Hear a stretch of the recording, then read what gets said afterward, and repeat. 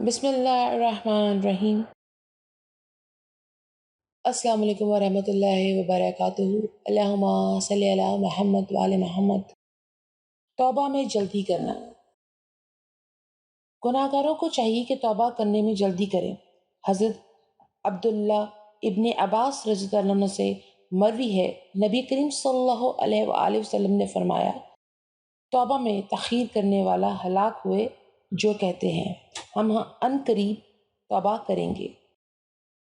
حضرت عبداللہ ابن عباس رضی اللہ عنہ نے اللہ تعالیٰ کے اس ارشاد پر بلکہ آدمی چاہتا ہے کہ میں اس کی نگاہ کے سامنے بدی کرے کے بارے میں فرماتے ہیں کہ انسان کو گناہ کو مقدم کرتا ہے اور توبہ میں تاخیر کرتا ہے اور کہتا ہے ان قریب توبہ کروں گا، یہاں تک کہ اس کی موت آ جاتی ہے اور اسی برائی پر قائم ہوتا ہے، اسی حالت میں مر جاتا ہے۔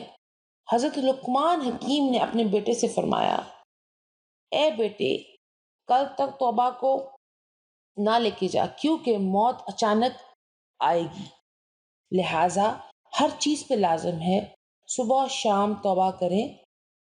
حضرت مجاہد رحمۃ اللہ علیہ فرماتے ہیں، جو شخص صبح شام کے وقت توبہ نہ کرے وہ ظالموں میں سے ہے۔